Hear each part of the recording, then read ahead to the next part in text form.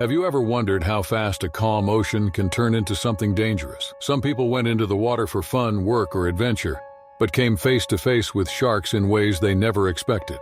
From a strong shark cracking a glass cage wide open to a small cut in shallow water sparking panic. These moments escalated in seconds. A peaceful night dive ended in tragedy. A solo sailor was caught by surprise under his boat.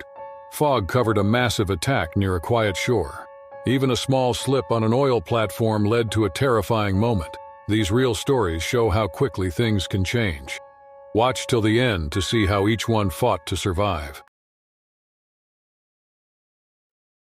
On June 17, 2025, the coast near Gansbaai, South Africa, glowed under the afternoon sun. The waves moved gently, but the deeper water beyond the shore hid something far less peaceful. It was a special day for Roman Kavarin and Nadia Volkova, an engaged couple from Russia. Roman was a filmmaker known for capturing real moments in dangerous places. Nadia, a marine biologist, spent her life studying the movement and behavior of ocean creatures. Together, they traveled to explore the unknown and share their love of the wild through their work. This trip to South Africa was more than just a vacation. It was part of a project that mixed adventure and science. They had chosen a new kind of cage dive, one made of reinforced glass instead of metal bars. The capsule was designed to give full views in every direction without any blocked angles. It was promoted as a luxury dive experience with high-end equipment and clear visibility, perfect for both filming and research. The couple boarded the boat early that morning. Their dive had been booked with a private company offering premium shark encounters.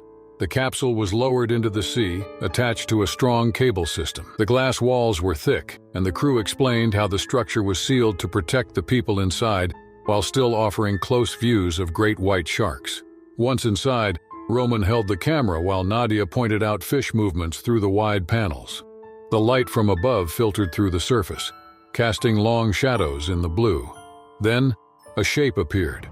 A 17-foot great white shark approached slowly, its body cutting through the water with power and silence. It circled once, then twice. Without warning, the shark swam straight into the capsule. The impact sent a deep vibration through the structure. Roman and Nadia looked around as the shark backed away and then charged again, this time with more force. The seal along the front panel began to strain. Cracks spread across the glass. Another hit followed. A loud sound echoed through the water, and then the front panel gave out. Seawater rushed into the capsule with great pressure, pushing both Roman and Nadia outward into the open sea. Bubbles filled the space, and the camera slipped from Roman's grip. The shark returned fast. Its teeth slashed across Nadia's torso, causing deep wounds. Roman kicked hard as the shark clamped down on his right leg. Flesh tore away near his calf. Blood spread around them, clouding the water. Above, the crew saw the broken capsule and sounded the alarm. More sharks were now visible in the distance. The team scrambled to act. Ropes were dropped, and one diver prepared to enter. Roman and Nadia floated in the red water, injured and surrounded. The capsule had failed, and time was running out. Roman drifted beside Nadia as the sea around them grew darker with blood. The pressure of the water, the pain in their bodies, and the fear in their minds created a moment neither could fully process. The great white moved nearby but slowed its pace, circling with caution as noise came from above. A crew member dropped a rope while others used poles to push back the approaching threat. A rescue diver entered the water with quick movements. He reached Nadia first, pulling her upward by the strap of her gear. Her wounds were deep and she was losing strength fast. A second diver arrived and swam toward Roman, who had lost most of the muscle below his knee. His body was cold and pale, but his arms still moved. Together, the divers brought them to the surface and lifted them onto the edge of the boat. Medical supplies were opened immediately. Bandages were pressed over torn skin. One crew member used clean towels to stop more fluid from escaping. Oxygen was given through a small tank.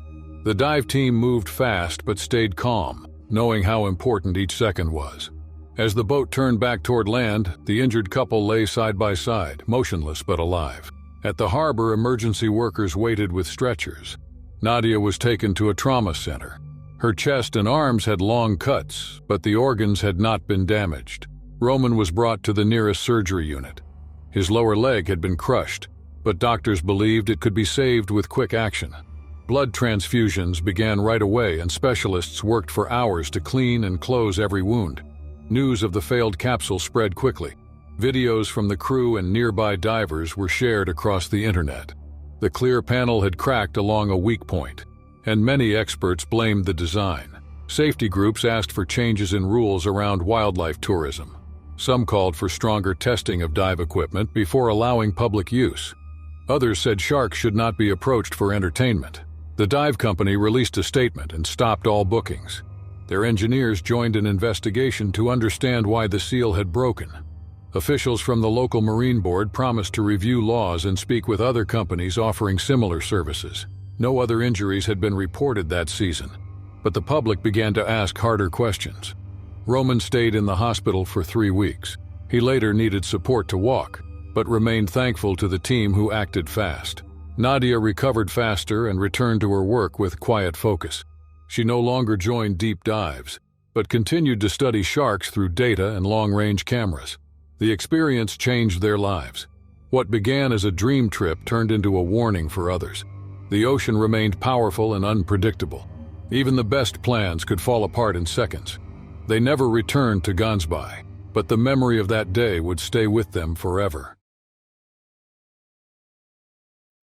On May 21, 2025, the warm waters around Exuma, Bahamas sparkled under a bright sun. White sand beaches, blue skies, and crystal-clear tides made the perfect setting for a luxury social media retreat. The event had been organized by Margot Liu, a travel influencer known for filming ocean trips, private tours, and high-end group adventures. She had over 1 million followers and had built her brand around unique outdoor experiences. This retreat was her most exclusive yet, carefully planned for a hand-picked group of content creators. The trip was meant to mix work and leisure. Guests attended morning workshops, spent afternoons exploring the coast, and posted highlights each evening. On the third day, Margot arranged a private shark swimming session. The team was told it was safe, with local guides on site. The area was shallow and calm, and the sharks were known for mild behavior. The species involved was the lemon shark, which usually stayed near the bottom and avoided conflict. Among the guests was Maddie Choi, a 19-year-old lifestyle vlogger who had just finished her first year at a large university. She had built a following by sharing her travel tips and daily life with young viewers. She was excited for the chance to swim near marine life and had posted photos in her wetsuit before entering the water. Also attending was Cam Barlow, a fitness coach and wellness speaker with a strong presence online. He had joined the trip to promote ocean workouts and share content about outdoor movement. The group entered the water around midday. The guide reminded everyone to stay calm and keep their feet low. The lemon sharks swam slowly in wide circles, their yellow-tinted bodies casting shadows under the surface. At first, everything felt peaceful. Cameras floated beside them and laughter echoed from the boat. Then something sharp cut through the moment. Maddie brushed her foot against a jagged coral piece, tearing open her ankle. She cried out and kicked hard without thinking. Blood spread into the water fast, turning the clear waves pink. Her quick movement drew attention. The sharks, once slow and distant, began swimming faster. One brushed past her side, then another turned sharply. Within seconds, one of the sharks bit Maddie on the lower leg. She tried to pull away, but the force knocked her backward. Cam noticed the commotion and moved toward her. As he reached out, another shark lunged and bit his arm. A second bite followed to his upper leg. Water churned as people screamed and rushed toward the boat. Guides shouted and splashed to distract the animals. The sharks kept circling as the group tried to escape. Cam floated with help from another swimmer. Maddie clung to a rope trailing behind the boat. Blood mixed with waves as more crew members jumped in to help. One of the guides reached Maddie first, holding her above the surface while another staff member pulled the rope from the boat. Her leg was weak and bleeding, and her face showed panic and confusion. Cam was farther out, floating with help from another swimmer. The area around him was stained and his arms moved slowly. The crew acted fast, tossing out flotation gear and helping others reach safety. The sharks circled once more before swimming off toward the reef. The water calmed, but the damage had been done. Both injured guests were pulled onto the deck. Towels were placed under their wounds, and pressure was applied to slow the bleeding. The rest of the group sat silently, shocked by what had just happened. Cameras were turned off and phones were placed aside. The boat radioed for help, and a team on land prepared a medical flight. Tour staff kept Maddie awake, checking her pulse and supporting her head. Cam was alert but clearly in pain. His arm and leg had deep marks that continued to leak fluid. The ride back to shore was fast, with everyone holding tightly as waves slapped against the sides. An emergency vehicle waited on the dock. Paramedics lifted both guests onto stretchers and carried them into the medical center. Doctors began treatment right away. Maddie's injury was serious but could be repaired. Cam had multiple bites that needed strong care and possible surgery. Both were given medicine to reduce pain and prevent infection. News of the retreat spread within hours. Photos and short clips made their way online, followed by reports from media outlets. Viewers were shocked that such a dangerous event had happened during a planned activity. Many asked why the group had been taken so close to wild animals with limited protection. Margot released a statement and canceled the rest of the retreat. She flew home the next day and did not post for several weeks. Questions were raised about the rules for ocean tours. Officials in the area spoke about needing stronger checks for similar trips. Guides who had been on the boat gave their own accounts, and safety experts reviewed the footage. They noted that the combination of injury, blood, and panic could change animal behavior fast, even with less aggressive species. Maddie returned home after a short hospital stay. She wore a brace and used a walking support while healing. Cam spent more time in recovery. His wounds required more care and future procedures. He later shared his thoughts online, warning others about the risks of close contact with sea predators. Margot faced legal trouble and was asked to attend multiple interviews. Some sponsors ended deals with her while others waited. The trip that was meant to grow her brand became a source of stress and public judgment. The retreat was over, but its memory stayed strong. Calm water could still hide danger, and even safe moments could shift without warning. For those who were there, the lesson was lasting. On July 16, 2025, the waters off the coast of Maui, Hawaii were still and dark under a moonless sky. The waves moved slowly as a small research boat floated near the edge of a reef system known for glowing plankton and large sea life. Elena Torres, a 38-year-old marine biologist, stood on the deck preparing for a deep-water observation. She had spent her life studying the ocean and had worked across several regions, from shallow lagoons to open trenches. Elena held a doctorate in marine ecology and had published several respected papers on light-producing organisms. Her research focused on small creatures that could light up the water at night. She believed these tiny life forms could reveal important clues about climate change in reef zones. Her team followed her everywhere she went, trusting her experience and her steady approach to every challenge. This night dive was part of a long-term study funded by a university research program. The area they had chosen was known for clear nighttime visibility and high activity below the surface. Elena had led many trips here before without incident. Her crew remained on the surface to take readings and monitor sonar activity, while she planned to collect samples near the reef wall. She carried a powerful dive light, a collection pouch, and a small cutting tool clipped to her vest. As she dropped beneath the waves, the world turned quiet and dim. The dive light lit up the coral and drifting particles, making the water glow. Schools of small fish swam past her, and faint blue lights flickered among the reef.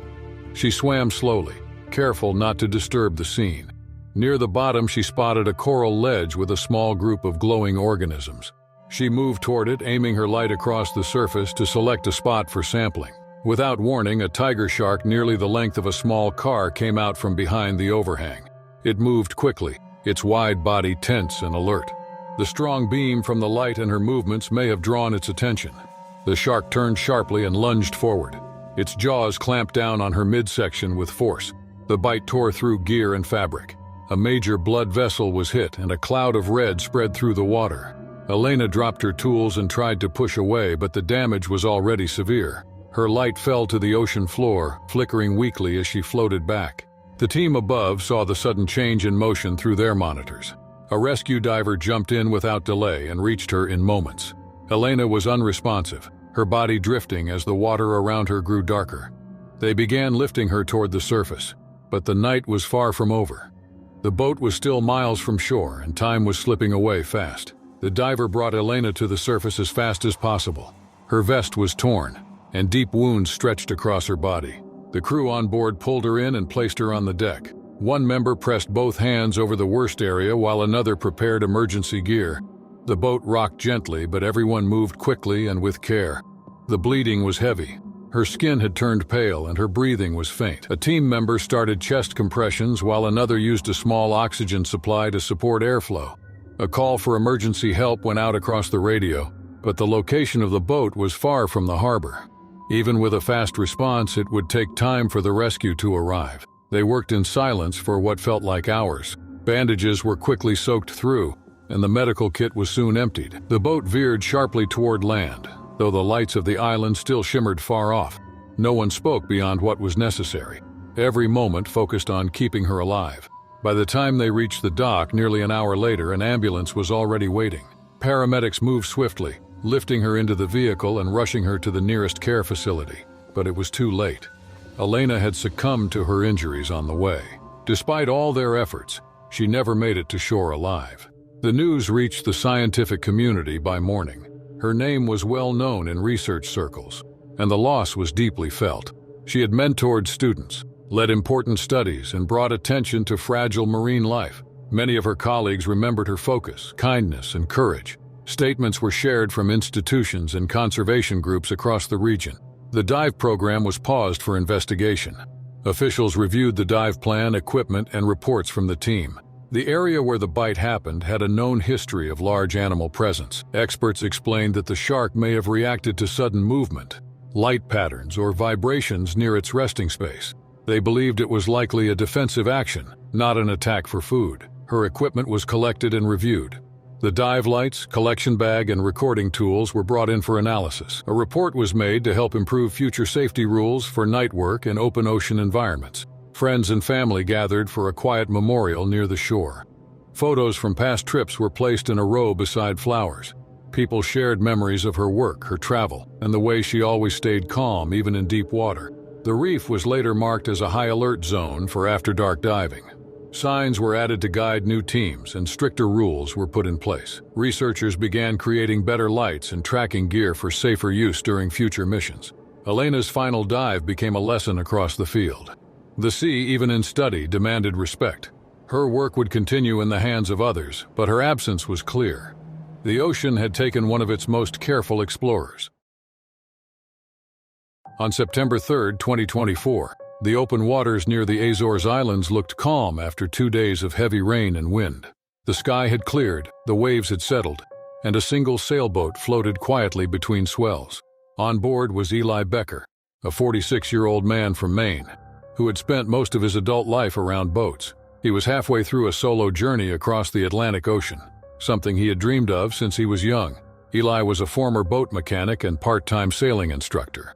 He had fixed engines in freezing harbors and guided groups through calm bays in summer. He believed that time at sea taught more than any classroom could. After years of working for others, he bought a used sailboat, fixed it by hand, and planned a long solo trip. It was his way of testing patience, skill, and freedom. The storm 2 nights earlier had pushed strong winds through his route. Waves had shaken the boat and ropes had snapped loose. By morning things were better, but the steering had become tight. Eli checked the controls and noticed a tangle of lines caught around the rudder. He anchored close to the islands and decided to go into the water to clear the problem. He wore a simple mask and moved down the side of the boat with care. The water was deep and clear. Beneath the surface, thin ropes danced near the rudder. He reached out and began loosening the knots, pulling each line away one by one. After several dives, the area around the propeller was nearly clean. As he rose toward the surface one final time, a fast shadow moved in from the deeper water. A short-finned mako shark, strong and fast, shot upward with sudden force.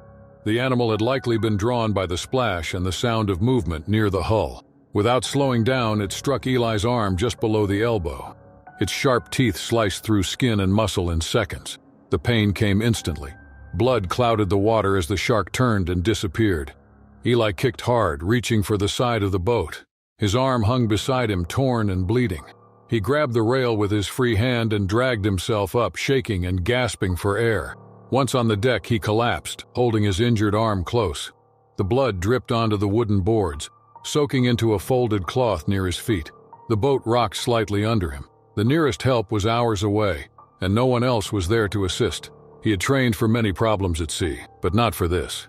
Eli stayed on the deck, trying to remain awake. His arm pulsed with pain and the bleeding had not stopped. He reached for a folded sail near the edge of the boat and used it to press down on the wound. With slow, steady hands, he wrapped the cloth around his arm and tied it with a loose cord from the cabin rail. His breath was short and his vision faded in and out, but he knew he had to act quickly. He crawled to the radio, which was bolted to the side wall inside the boat's control space.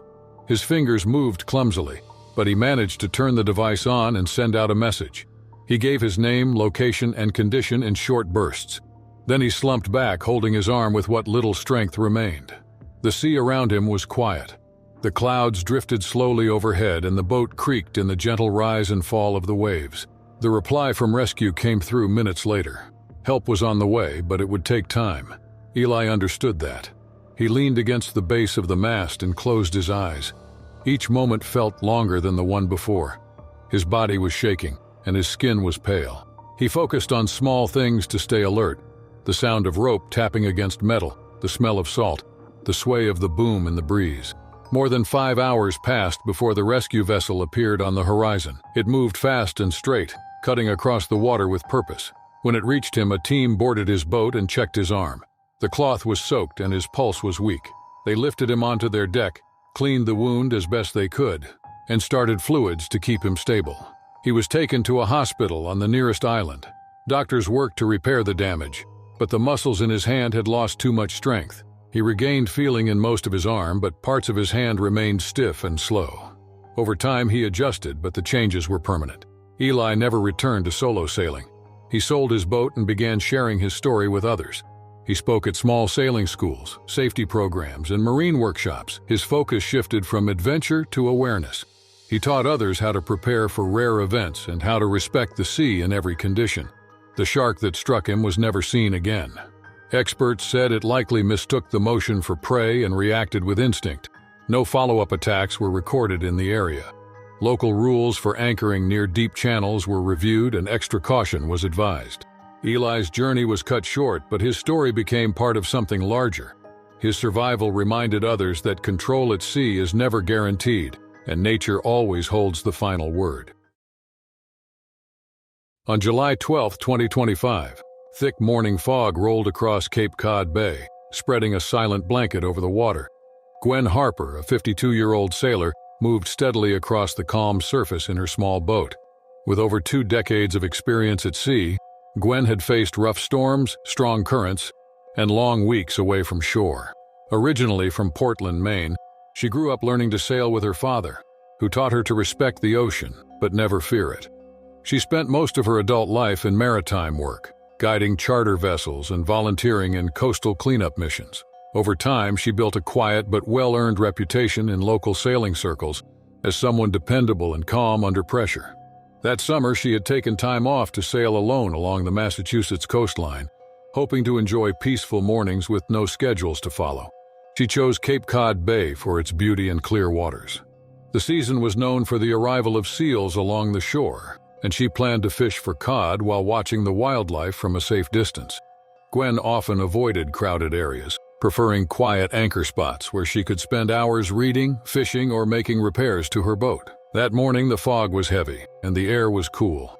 Gwen moved slowly, using her navigation tools to stay clear of rocks and sandbars. She planned to drop a line and try her luck with the early fish feeding near the edge of the reef. As she bent forward to prepare her rod, a violent crash shook the entire boat. Without warning, a massive shape burst through the water. A great white shark slammed into the side of the vessel with such force that the hull cracked near the middle. Gwen lost her footing and was thrown overboard into the cold sea.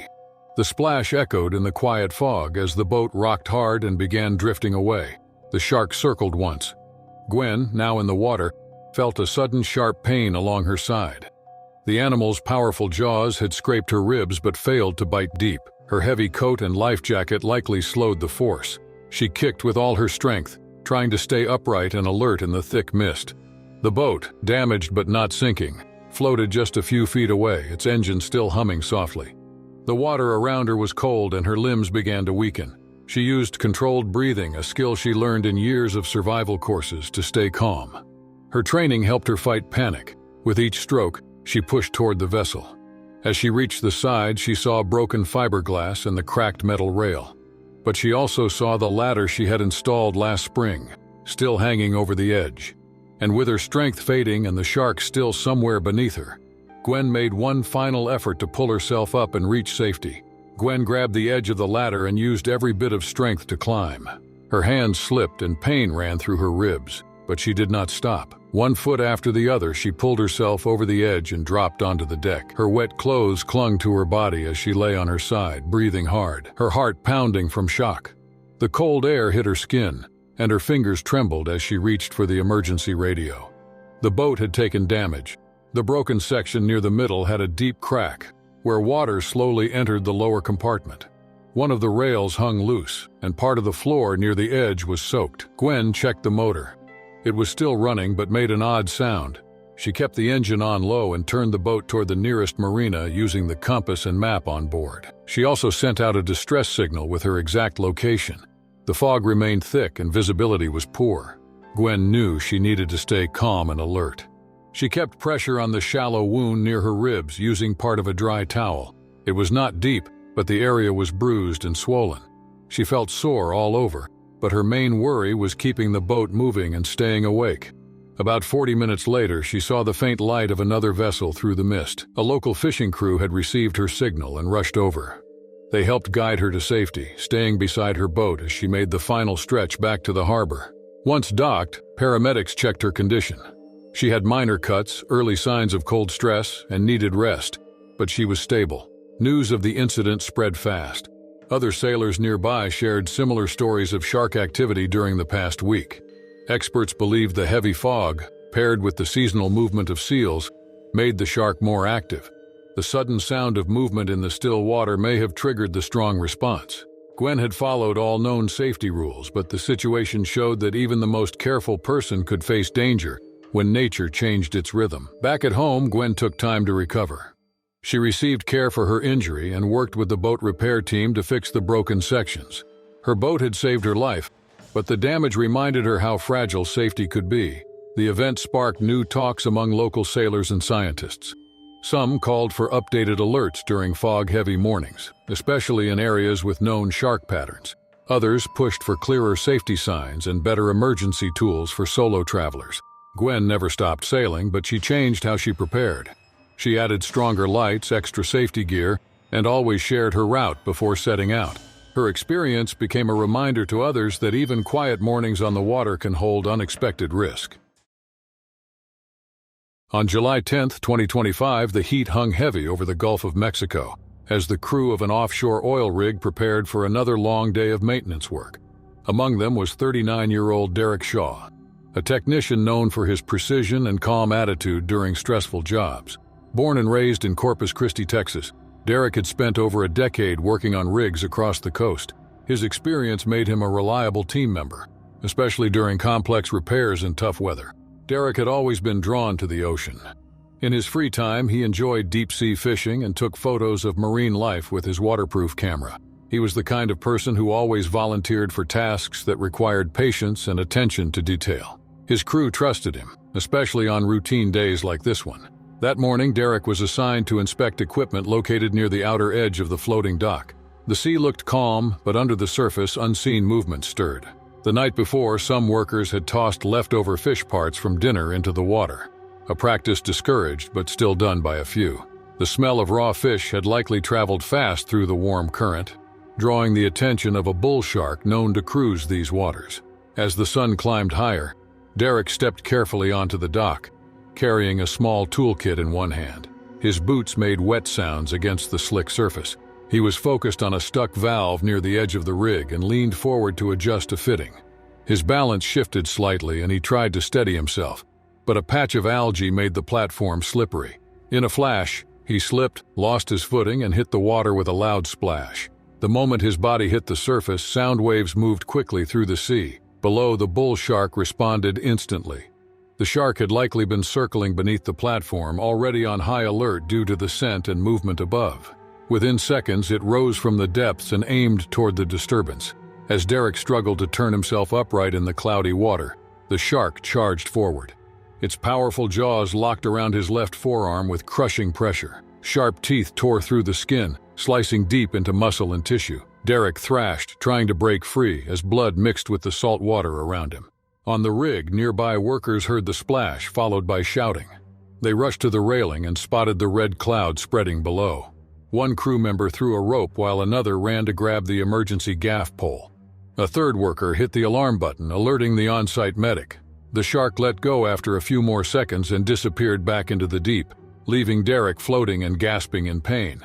His co-workers hauled him up using the rope and gaff, struggling against his weight and the choppy movement of the dock.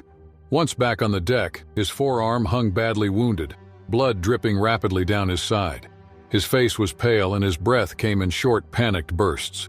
The team moved quickly to respond, knowing every second mattered. The crew laid Derek flat on a clean surface near the emergency supply cabinet. A senior worker opened a large case and pulled out bandages, wraps, and gloves. The medic checked for pulse and breathing, while another worker used a thick cloth to apply pressure to the deep wound. Derek's arm was badly torn, with muscle tissue exposed, and the lower part of his sleeve was soaked in red. His eyes remained open, but he was slipping in and out of full awareness. The medic wrapped a wide elastic strip above the injured area to slow the bleeding. He then secured the dressing tightly over the torn flesh and placed Derek's arm on a folded jacket to support it.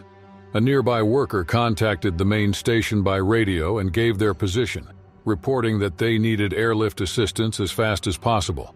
The request was marked urgent. A helicopter was already scheduled for a supply drop, so it was rerouted to assist with evacuation. While waiting, the team shaded Derek from the heat and gave him water in small amounts to help with the shock. They monitored his breathing and made sure he stayed warm using clean covers from the bunk room. 45 minutes passed before the helicopter appeared through the afternoon sky. It hovered above the landing pad as a winch lowered a stretcher. Medics in bright uniforms guided Derek into place and lifted him steadily. As the helicopter flew away, the platform workers stood quietly, watching until it disappeared over the horizon. Back on land, Derek was rushed to a hospital where surgeons cleaned and repaired the injury. The bite had damaged multiple layers of skin and tissue. Though the doctors saved most of the arm, nerve damage reduced full movement in his hand. After several days in recovery, Derek was moved to a rehabilitation center where he began physical therapy. The event made headlines across regional news. Photos of the oil platform and interviews with other crew members were shared online. Safety officials visited the site and reviewed policies. They found that waste had been dumped off the side several times during the week, increasing the chance of attracting large animals. New rules were placed on the platform. Food scraps were banned from all open areas. Workers received extra training about sea conditions and were reminded to wear improved traction footwear. Cameras were added around the lower decks to help monitor underwater activity. A special safety rail was also installed around the floating dock where the incident had taken place. Derek returned home after several months. Though he could not go back to heavy physical work, he stayed connected with the industry. He gave talks to new workers about what he had learned and how fast things could change at sea. He used his experience to help improve safety programs across other platforms in the region. The shark was not seen again near the rig, but research teams began tagging efforts to study behavior in that part of the Gulf. The event remained a strong reminder that routine moments offshore could turn dangerous when nature gets too close.